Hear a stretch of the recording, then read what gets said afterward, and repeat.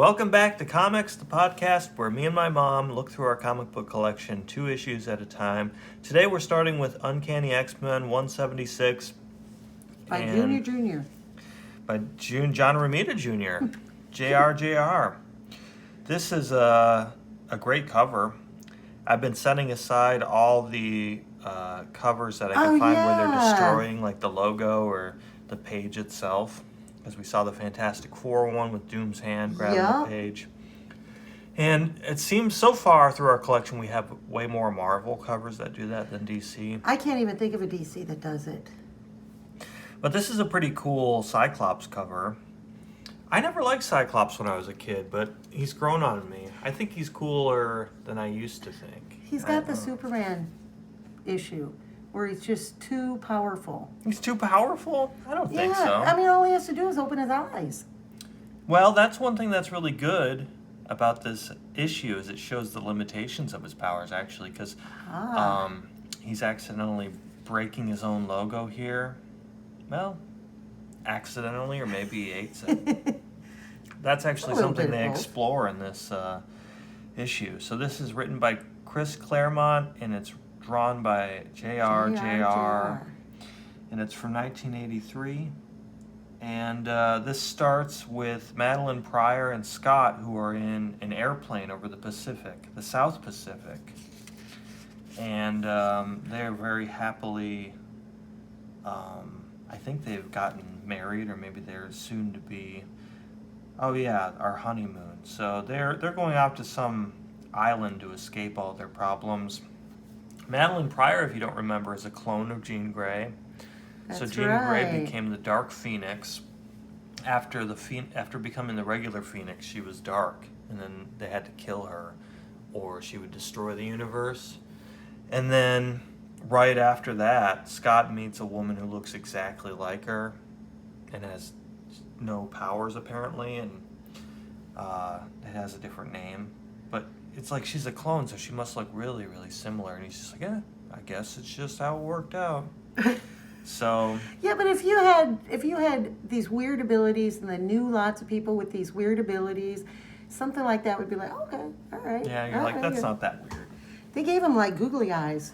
I know. I like the way they put these little lines on the sunglasses. It's almost like the Japanese like sunrise kind of thing. So this is just to kind of explain the backstory. The problem occurs when they fly into a storm, and so their airplane, not that type of storm. In fact, Scott has, I think, quit the X-Men during this time, so he's not like formally a member. He's trying to put that behind him because of the tragedy of losing Jean Grey. So their airplane gets hit by lightning, and it scrambles all the electrical systems, and they crash down into the Pacific Ocean. Jeez. And meanwhile, this is a very digressive story, because there's like 5 different locations and subplots that are going on, and so we're right in the middle of a bunch of them. In this one, we are in Agarashima in the northern Japanese prefecture of Miyagi, ancestral seat of Clan Yashida, and this woman wakes up with this shiny sword. This is translated from the Japanese. Who is there? What do you want? Wolverine. Evening, Mariko. That's your sword, I believe. The honor blade of the clan. 2 days ago, an imperial messenger delivered it to me in New York. I want to know why. It is yours by right. If that's true, you're mine as well. I like that drawing of Wolverine in the shadows, and that close up on his little gauntlet with his claws. Yeah, cool. I like it when they made his fins really long. Yeah, the fins look good in shadow. When he steps out of the shadow, they're like, you have big fins on your head? Are you okay? Going through something? So, the backstory here is that Wolverine was going to marry Mariko, but for some reason had to kill her father, who was like an organized crime leader. I think we have this series that this happens. I think so, yeah. I think, I can't remember if it's in the solo Wolverine series, or just has been an ongoing thing in Uncanny X-Men. But it's familiar to me, but I just haven't, there's a little bit of exposition here, but it doesn't fully explain everything. I guess Mastermind who I think is in the Hellfire Club. He's either Brotherhood of Evil Mutants or Hellfire Club, I believe. But he had made Mariko like change her personality and go against Wolverine at some point, but they cleared that up. He says, Xavier undid all the psychic damage he caused. Everything should be just the way it was. But she's kind of explaining, like, now that you killed my father, I have to be the head of my crime family, so we can't be together. And so we kind of leave on that note. And he's like, can I still have the sword? It's cool. And she's like, go ahead. I don't need it. It's just a decoration. It's not very sharp. Plastic. I got it at the mall, okay? So we're back with Cyclops and Madeline Pryor, who are trying to fix the plane. I guess they know how to work on planes. Yeah, she's a clone with no abilities. Well, I guess they had the Blackbird, so I could see why Cyclops might know. Right, yeah. Something about planes, but yeah, I guess she's got some clone knowledge. This is the cool part, though. So he slips on the slippery wing of the plane, and he's like, "Don't worry, I know how to swim." Great, dummy. So can he. And this giant shark emerges like it was just ready to pounce. Wow. And almost blasts it, or almost eats his legs here, but he blasts it. Jeez. So, does he that's hurt the thing it? that's the thing about Cyclops' powers. It's like a concussive blast more than it is Cutting through. Yeah, it's not like maybe the Human Torch, like burning through something, is my impression. So it's it even says like below, the great fish drifts through the water, trying to shake off the effects of Cyclops' optic blast, the equivalent of being hit by a very big, very fast truck. It's a truck-like blast. It's like, oh crap! I know this is such a cool sequence. That's terrifying. I know. He thought the shark was scary, and he draws him very menacing in this panel. But then, whoop, you almost feel bad for the shark with its panicked expression. Yeah, I remember I was in grade school when one of the high schoolers was reading Jaws for the first time when it was a book. And she read it out loud to the kids as we're driving to school. It was terrifying to me. I didn't see the movie until quite a few years later because that book just scared the snot out of me.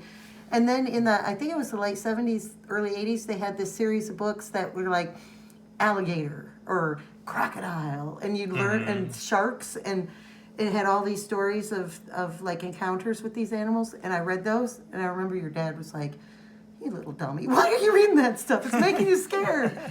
And it's still, every one of those stories when I see a shark, it's like all the books and the Jaws thing comes back, and I'm terrified. That is shockingly terrifying. Well, maybe you'll be afraid of squid after this. If you're afraid of shark by the transitive property, you should be afraid of something that kills sharks. Oh, yeah. So we're in Washington, D.C. here, where Henry Peter Gyrich, he goes with his middle name. He's like, well, I don't want to be confused with Henry Gyrich. We all know that guy. I'm Henry Peter Gyrich, who is very Madeline Pryor-esque. It's like if Madeline Pryor got a flat top. I wonder if they're secretly related. Well, I'm equally afraid of flat tops. Yeah, ginger flat top. It's a weird combo. Yeah. He's going to He's not going to do anything this good. meeting here. He's been summoned. The message from the president's national security advisor, Judge Petrie, gave no hint as to why I've been summoned, but I assume it has to do with Project Wide Awake. The meeting started without me, hardly a good sign. And so the speaker is saying, we are witnessing the destruction of the city of Varenko in Siberian Russia some months ago. However, the volcanic upheaval which devastated that region was not natural in origin. Its cause was the self-styled master of magnetism, Magneto, Oh, boy. Reportedly, he gave the Soviets an opportunity to evacuate the city. No one was killed, but his warning was plain. What was done there could be repeated in Moscow or Washington or anywhere on Earth. So they're discussing what to do about mutants, as they often do. I hadn't realized how old this reminds me how old the Sentinels. They go back to like the first few issues. I've been reading X-Men from issue 1 in the old black and white reprints, and I think issue 14, something like that, is where the Sentinels first appear. And in the first one, I grew up watching the cartoon where they're these towering figures. Huge. In the original, they're tall, but they're like 8 or 9 feet tall. Like they're bigger than a human, but they're not ginormous. Right. But Master Mold is in the first few, like the Sentinel that can create other Sentinels. Like they had it all figured out way back then. I thought that was a more recent addition to the X-Men mythos, but it was pretty early on. And by the end of the first year, I think issue 12 is when Juggernaut first appears. So That's those are two really big earlier than I thought, too. X-Men staples right there. So, and there's in 1983, they're still going with Sentinels. They don't really talk about the Sentinels too much here, but they're talking about similar, like, what do we do about this mutant problem? So we get a bunch of exposition about... It's an interesting skin tone. Yeah, you would think they'd be like, are you a mutant? Are you yellow? It's a weird contrast color for the background with his that weird skin tone. They're very, they look like Adam Warlock skin. Yes. Yeah. They're from that fake tan planet. So they're kind of giving backstory about like what the global ramifications of superheroes and mutants more specifically. He's talking about, Magneto had issued a worldwide ultimatum, either disarm all nuclear weaponry and cede absolute sovereignty to him or face annihilation. The Soviet response was to launch a missile strike at Magneto's base of operations. He sank the sub that fired them and proceeded to make an object lesson to Varenko. Inexplicably, after those initial communications, nothing more was heard from him. He never carried out his ultimate threat.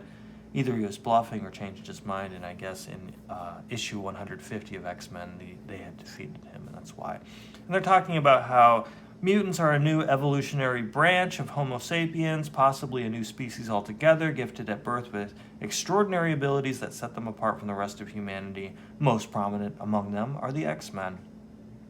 And yeah, that's another weird thing growing up in the 90s with X-Men. You really take for granted characters like Colossus, Wolverine, and Storm. Yeah. But reading from the beginning, of course, the classic X-Men lineup is Iceman, Cyclops, Beast without the fur. We didn't need fur on our Beast back then in the 60s. Angel, and Marvel Girl, Jean Grey. Yes. So, these staple characters that we think of as like quintessentially X-Men really weren't until the Chris Claremont era. That's my favorite era, though. Giant size X-Men, yeah.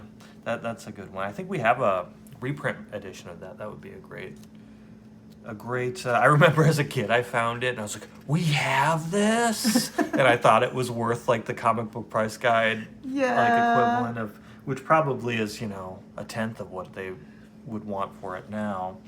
But I looked at the copy. It was like, it's been copyrighted like 3 times now. It was cool to have a facsimile version of it, though. Oh, yeah. So this is Valerie Cooper that's stepping in to speak, and she's talking about their fears that, similar to the Cro-Magnon and the Neanderthal will be driven to extinction, which is funny because that kind of talk is still present in real life times. But those thoughts are outdated because now they've learned a lot more about the Neanderthals. No, I'm just saying with people's like, not only has that been disproven, but just people's fears that their race or whatever will be replaced or diluted or something. It's a thing that they've been writing about in fiction for decades and unfortunately continues to be. What's really funny is my aunt tactic. sent me her her DNA thing from 23andMe. Mm-hmm.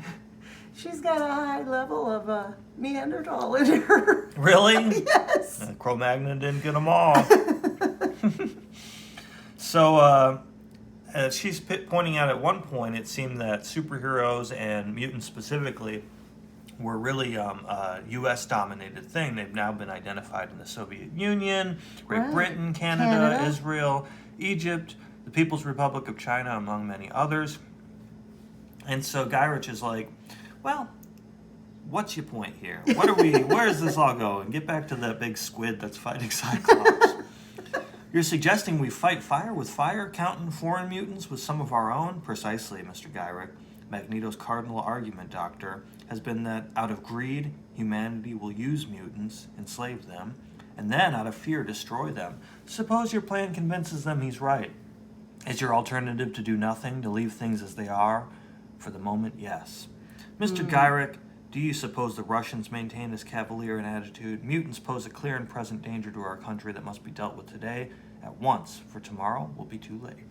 So, mercifully, we get back to something more interesting than a bunch of bureaucrats talking about the mutants. But, I guess it's a clever way to embed the little backstory. If this is your first issue, they always do that. It's usually, in the early days, I noticed, in the first year of issues, the first, dozen and a half, it's like, well, I'll make a little ice slide because they don't call me Iceman for nothing. Right. Well, I'm the mutant beast, and just like a beast, I'll grip things with my feet. They just very on the nose, like, they don't call me Cyclops for nothing. I have one big eye that I can't control.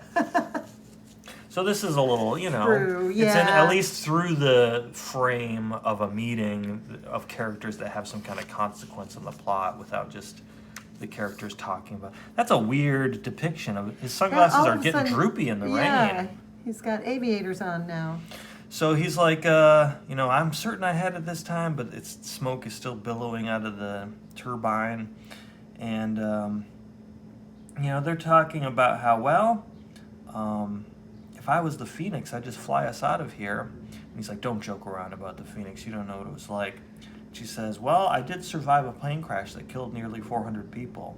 I know more than my share about death and resurrection and nightmare and miracles. And meanwhile, while they're trying to find some hope in this situation, we see the squid's tentacles coming back. And this is what I meant by so many spinning plates. So we've been to the South Pacific, Japan, South Pacific, Washington, D.C., now New South York City. Pacific, now New York City. And he says, the exposition says, we all think of the towering skyscrapers, but we don't realize that New York goes deep below the ground as well as stretching up to the sky. And we check in with the Morlocks. So the Morlocks are like basically the ugly and sort of Joan Jett looking punk rock mutants. They're either like, I don't know, I guess they're like mutants that are down on their luck that all band together under the streets. They have kind of like that movie, The Warriors, that kind of aesthetic. Right, that right. 80s kind of like. I mean, because there are good guys that are kind of they're not all looking. bad. So I guess Caliban is he really likes Kitty Pryde, and she had promised to like go on a date with him or be with him or something. I think she had tricked him because he, I think, kidnapped her maybe, or I don't know. They don't really explain it in that great of detail. But Caliban comes back to his room, and Callisto and two of these other Morlocks confront him because they know something's been up with Caliban. They said, we found this picture of Kitty Pryde. This is Mask with a Q.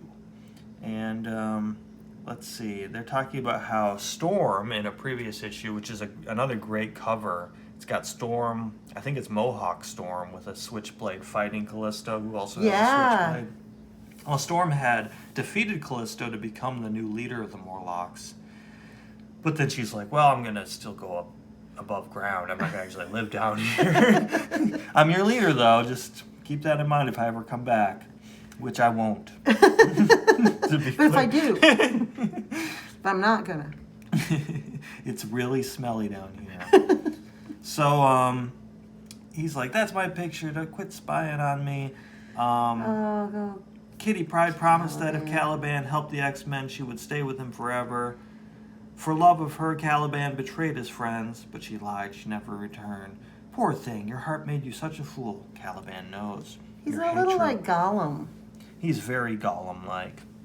I think he was in that Logan movie, but he was played by the Stephen Merchant, I think, the British Yeah. comedian, and he sells them out in the end, I think. But I think he dies a martyr in the movie. I think he like sacrifices himself as well. He's a complicated figure. So let's see. They're talking about how, well, maybe if Storm, what if Storm objects to the machinations here? And she says, well, then Mask, I get my heart's desire too. So they've got something brewing to go against Storm. Meanwhile, in the South Pacific, they're getting the engines going, and Madeline's pulling the anchor up, the chain of the anchor, when the tentacles grab her. Jeez. That's... And Cyclops sees and jumps in after her, and all he has is his plane glasses on, his piloting glasses. So he pulls those off to blast one of the tentacles, but himself gets dragged under. Man. I like the way we have some vertical panels for them getting dragged under, and then the horizontal panels for some of the action shots. That's a really cool drawing. That's a great drawing.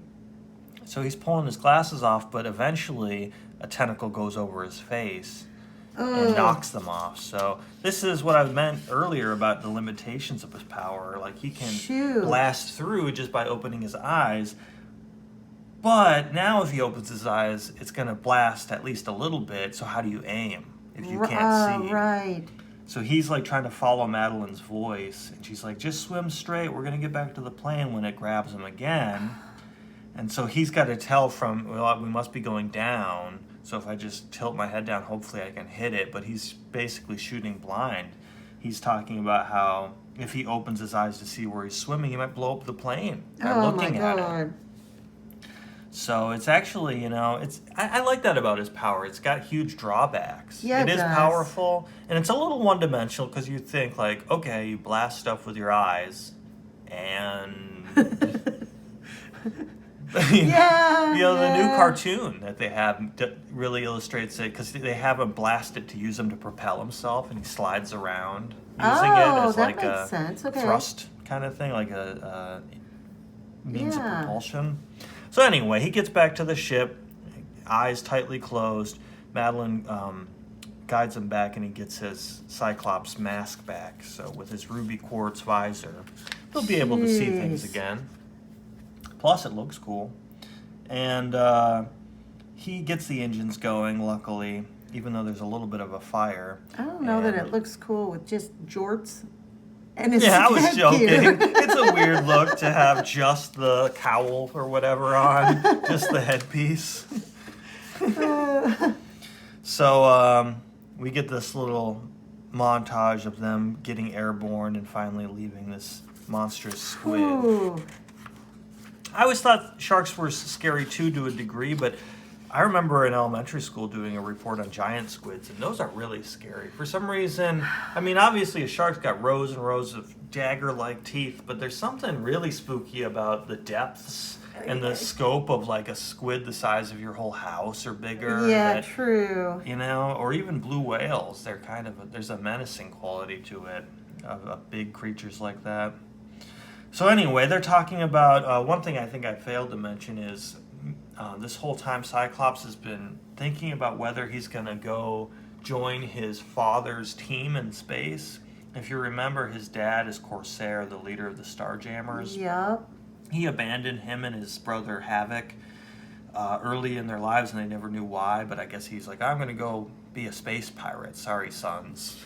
You're just not Space pirate's got a pirate. And so he had reunited with him during the Phoenix Saga, and was invited to join his crew, but he's like, you know what, I want to be on Earth. I've seen enough war and death, and my dad's kind of a jerk too. He says it's made him cruel. And so that's kind of where we leave it. There is a funny note. It's like the editor memo to Wheeze from Jim Shooter. The cover of X-Men 176 is the subject. So it's a little like commentary on the cover, I guess. Oh, cool, yeah. Got like a sketch version of it.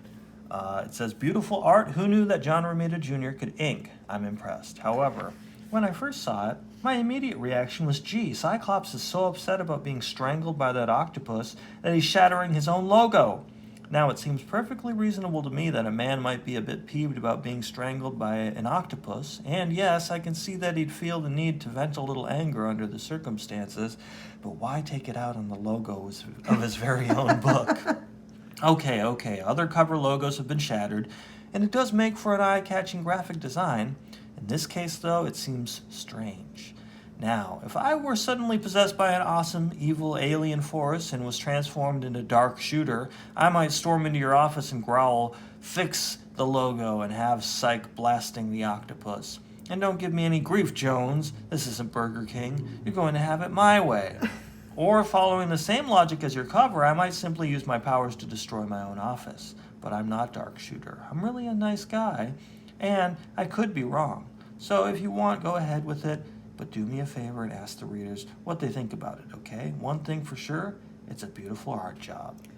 Nice. Beware, it's Assistant Editor's Month. I always like those issues. They like hyping up like this is going to be a really wacky issue. It's like kind of wacky.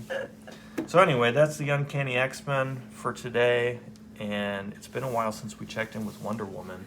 And here she is. And she's pissed. The colors on this cover. The covers, really yeah, pop. the colors are good on the cover. All right. Wonder Woman, Close Encounter with Tomorrow's Gods and Demons. Help me, Wonder Woman, I'm being kidnapped by a flying saucer. Well, and it's a little misleading here, but he is captured. This guy is not having it. He's like, that guy sucks. He Take just him. farted right before I grabbed him. Can you He's smell crop it? dusting the whole parade. Oh my God. So we open up. Oh, and this is 1978. Yes. So this is, 5 years before mine? DC And time. only, wow. Okay, so we open up on the parade. The war is over. VJ Day.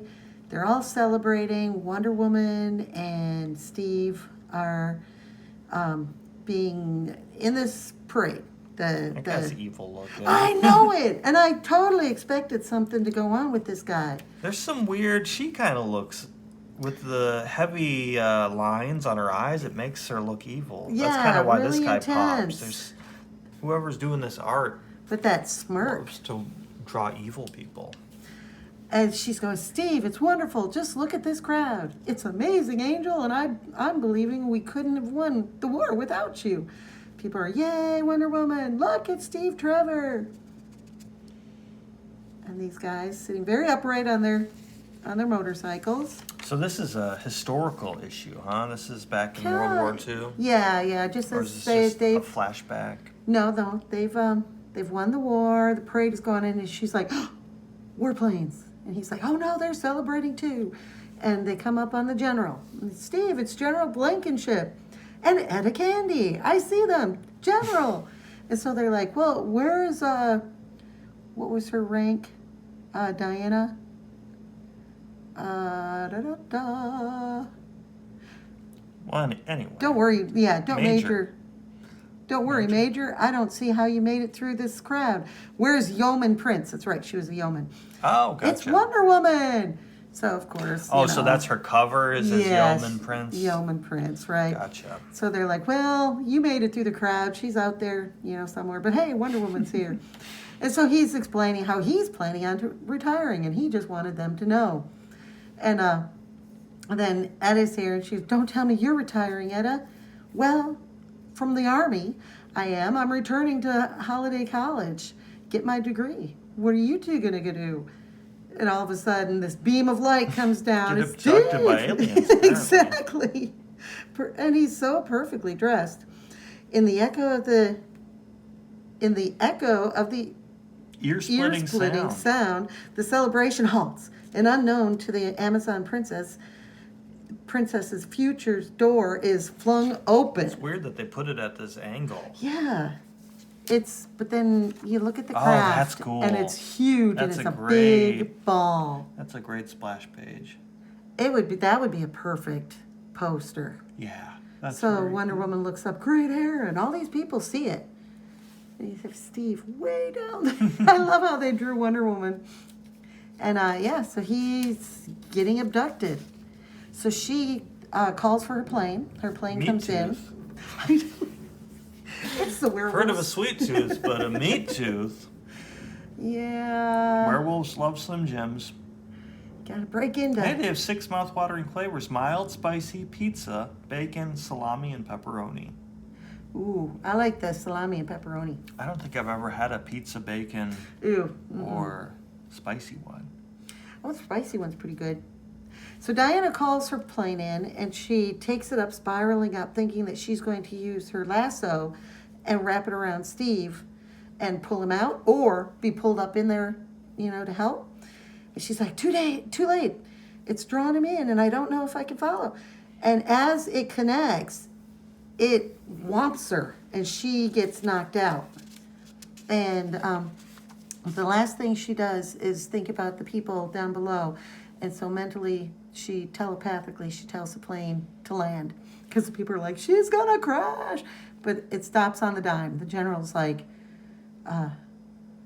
shocked that it stopped so quickly. And in a quiet daze, Wonder Woman's mind drifts back to that fateful day when a young Amazon first laid eyes on a man. And so she's thinking back through time, and with a sudden start, the Amazon is awake and alert. That's it. War and evil. Where's Steve? He's up there in that. It's gone. It disappeared just as quickly as it appeared. So she takes off in the plane, and she's going to Paradise Island to find out if the Amazons know anything about it, because she has this feeling deep inside that the past and the future is being interrupted, and so she's afraid of what this future is going to hold. So she goes and returns. Hola, princess. Welcome, Wonder Woman. And she doesn't. She's like, I don't have time to celebrate. I have to talk to my mother. And so she goes to her mother's chambers, and Diana, my daughter. Gotta jump over all of her friends. You could have just went around. There's all this empty space around them. And so the mother is she doesn't want her daughter to always be in man's world. She wants her to return, and she's going through some issues about that.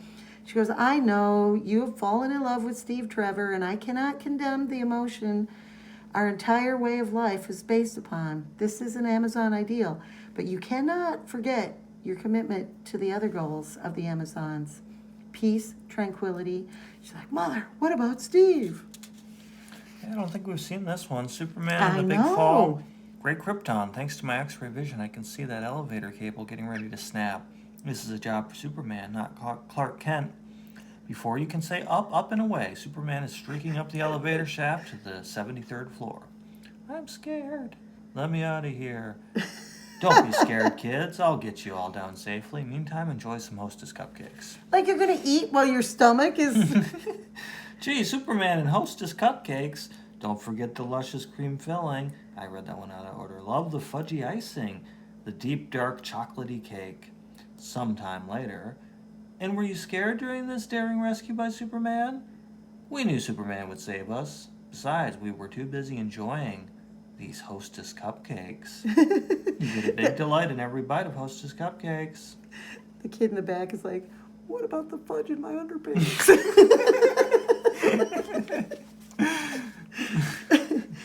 So then they look through her what is it, her mirror that she can see viewfinder things. thing. Yeah, her magic.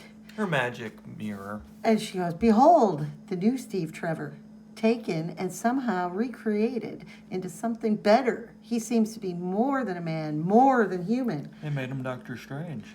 Yeah, Mother, do you know what's happened? Where did that ship come from? What have they done to him? I cannot answer your questions, daughter, but I know that Steve is aware of the metamorphosis he has gone through. And the concern is that of man's world. The concern is mine. The war's finished, but Wonder Woman is not. At my command, the career of Wonder Woman can be ended. The threat of worldwide slavery under the Nazi is over. Their evil is dead, and Mars licks his wounds. Neither am I. Or, Mother, I am not defying you. I cannot. God, I can't read today. The mission you gave me was to help man fight war and evil. War is ended, but evil still runs rampant. And I know what's been done to Steve is evil. And it is my duty to end that evil. My fears were well-founded. The world has gained a heroine, but I have lost a princess and a daughter. So she's come to the realization. And what has happened is that these aliens have seen man enter the atomic age. And so what they're doing is they took Steve Trevor and they made him into the ideal of what humans should be. And he comes back, and it's kind of like the Borg. He can change those around him to be of one mind with him. And Wonder Woman is not having it. She's, Steve, if that's what you still call yourself, what's changed you? What are you planning? The Clark coconut. Zagnut. They still make those. I was just going to say, I don't think I've seen one in a store before. And slowly the evolved man turns, and his eyes meet those of the Amazon ultimate man faces ultimate woman. You've heard me, Wonder Woman. I have been chosen by ones who have long observed our world and wish to protect us from ourselves.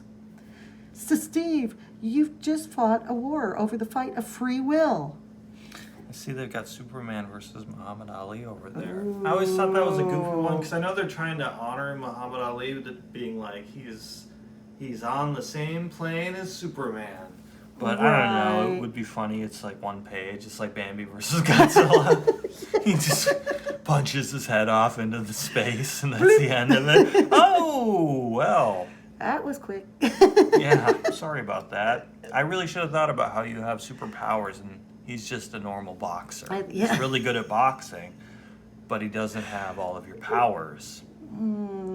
Same thing with Spider-Man versus Superman, that crossover they did Oh, in like the right. 80s. Outmatched. Or in Marvel versus DC in the 90s, they did Hulk versus Superman. That's probably the best matchup they could have done. How did that end? I think Superman beat him. What? Yeah, I hate to break it to you. What? Well, I'll show you the comic in one of these issues. All or right. episodes. All right. Anyway, so Steve goes on to explain, and these two drunks here are walking past, and he uses his influence and turns them into two copies. And he's like, we three are going to go out and each turn two more, and we'll be 9. That's a pyramid scheme. It is the pyramid. It's an MLM. They all get the same long hair, too. They all become hippies. Yep. If resistance is futile. And, wait, you're destroying what I've spent the last 5 years fighting for. You're turning them all into mindless copies of one individual. Stop. On the contrary, we are not mindless, but a single individual mind. So she's trying to use her lasso to just keep them corralled so they don't go farther into the crowd, and within a night they could turn half the world. It's exponential. And so they put up a resistance, and their power hits her bracelets, flashing back. And in the That's a cool panel. Yeah. And in the next instance, Wonder Woman does not know if she is the cause of the incredible happening or if it occurs by diabolical design. Because what happens is, oh God, more of them. Multiplies them. Uh-huh. I always saw these Sea Monkey ads, and I'm like, there's no way I would want that. We got They have them. pink flesh. We and got these weird- them. When we were kids. When you were a kid, Yeah, or when I I was a kid, my dad ordered them. Were they cool? No, they Did look they like wear a that. little ribbon in their hair? I totally expected them to look like this. Right? They look like that. And they were so That's tiny. you as a kid and your family watching them. That bulbous head is exactly like mine. Yeah, it was not great. What a weird fad. It was not great. So anyway, they multiplied, and great Hera, there's no stopping them. If they keep expanding at the rate they're going, the entire population of Earth will be consumed within a week. It's weird that she's consumed, you know? That's eerie. And then we go back to her mother, and she's looking through the cosmos and to Paradise Island. How can Diana stop what must be? Even though it's premature, the eventual linking of human minds is the evolutionary fate of mankind, as predicted by Amazon scientists. Diana must return home now. When the growth and joining is over, there will be no evil. It is ended.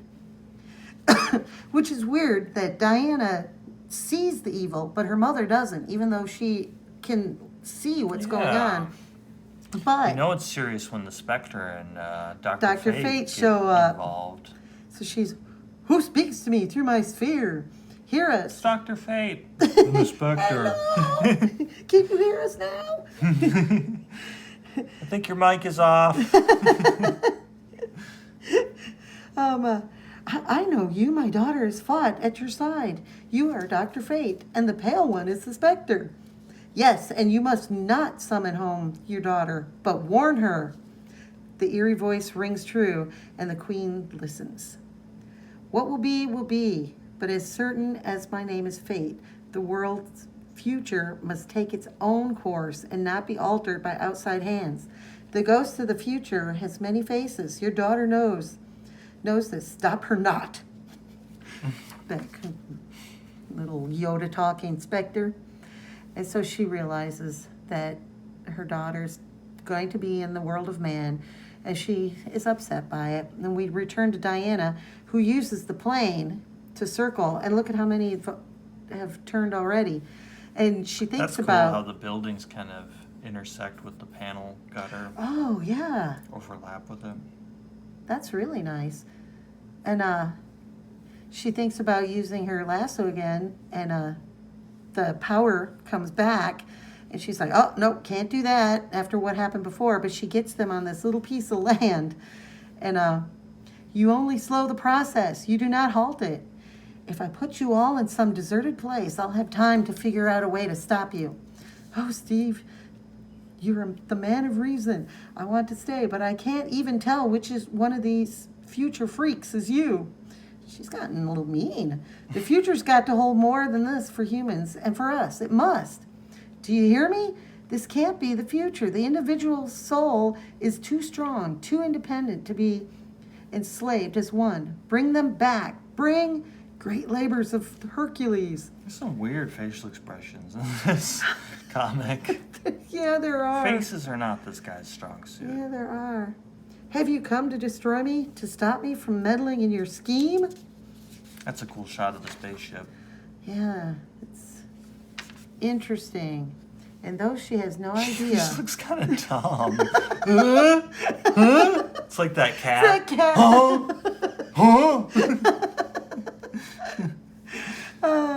So she talks about the individual and let it run its course. If you want to protect the earth, protect the essence that makes its people what they are, individuals. Only the waves only the waves answer, and then kablam! There's a rush of hot wind, cold, is that dampness? And a bright light, and suddenly, whoo! Well, Barney. washing that stuff? I know. I was reading that. I guess they're drunk. What wash Find out. in that stuff? Oh yeah. But find that bottle. So they thought they got way drunk. We turned into That's gray handy. super beings. We're My all hair. alike. My beautiful hair is gone. It's Steve. Angel. What happened? It doesn't matter. You all got drunk. Forget it all. So yeah, they protected the individual. The She aliens just had to are explain gone. why individuality is better than Then the the collective. and they all I mean, saw the light. 7 and 9 could have summed it up. But anyway, Look at this thing. You could float on air. Lift 200 pounds.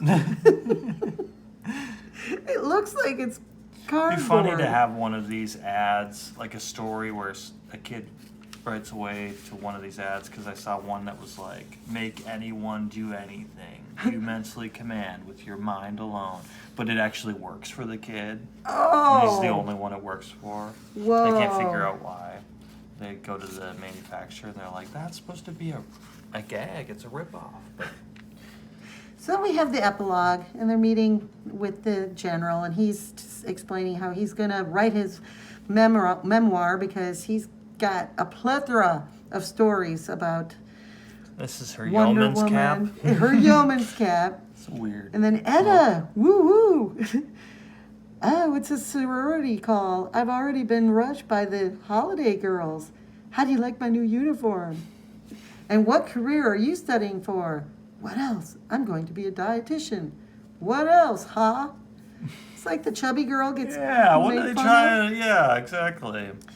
And it's like Etta wanted, the war's over, everyone's happy, everything's working out, and all the troubles are ending. And then you have this warning. Ending. Mr. Hardly. Mustache, Triangle Man. Yep. Particle So, Man. next. Particle Man. Wonder Woman meets the five-sided square. Or Wonder Woman in the five-sided square. The Angle Man. Yep.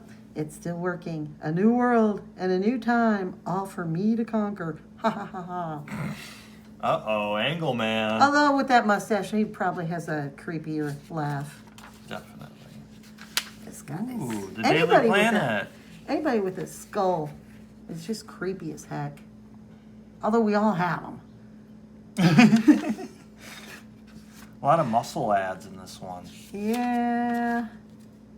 Street is neat. What is that little Is that gremlin? Slimer? No, this is way before. Wow, what is that? Every Ford, 55 Ford panel comes with a gremlin. He's breaking out of the bars. It's got jail bars in the back. It's weird. Well, So anyway, we got a couple of good comics, a few years apart. What was it, 5 years apart? 5 years apart. I hope you enjoyed watching this episode, and give us a like, and why don't you comment on something? I'm not even going to tell you what to comment on. Just comment on anything. Thanks for watching.